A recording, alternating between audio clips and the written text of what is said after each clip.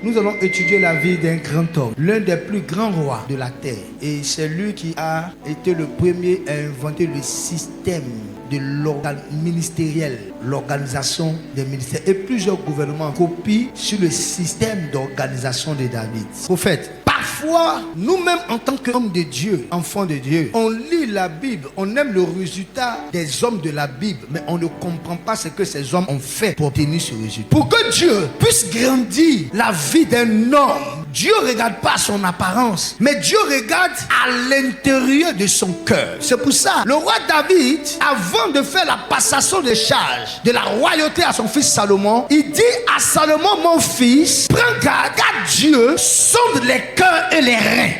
Écoutez, ce n'est pas vos beaux vêtements que Dieu regarde. Ce n'est pas la chaussure que vous avez portée que Dieu regarde. Mais Dieu, avant de vous bénir, regardera aux bonnes dispositions de votre cœur. La différence dans la maison du Seigneur entre celui que Dieu élève et celui qui reste dans l'église 10 ans, 15 ans et qui a du mal à être élevé, cela dépend des dispositions du cœur. Et nous parlons ici de l'histoire du roi David. Je ne sais pas si quelqu'un a souffert plus que David dans sa vie. David n'était pas un enfant légitime. Le père de David était marié légalement. Mais il s'est trouvé que dans cette débauche sexuelle, il a couché avec une femme prostituée d'ailleurs. Et l'enfant qui est sorti était rouquin. C'est cet enfant qu'on a appelé David. Et David lui-même le dira dans le psaume 51. Il dit, je suis né dans le péché et ma mère m'a conçu dans l'iniquité. Quand il dit ma mère m'a conçu dans l'iniquité, c'est parce qu'il fait référence à la vie de débauche que sa mère menait,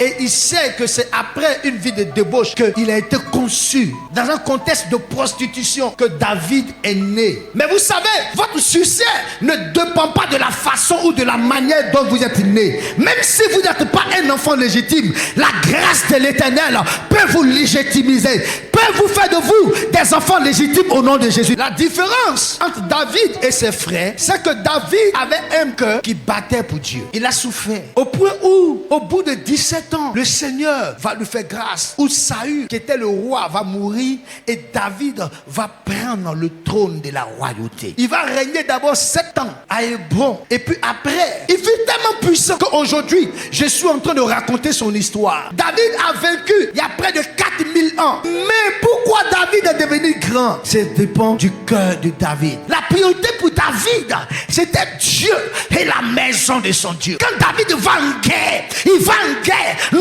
pas pour qu'on parle de lui, mais il partait en guerre pour rapporter les batailles de la guerre, prendre les richesses de la guerre pour la maison de son Dieu. Quand David se battait, il se battait, non pas pour qu'on dise David tu as la force, mais il se battait pourquoi la maison de son Dieu. Quelle est la cause pour laquelle tu te bats?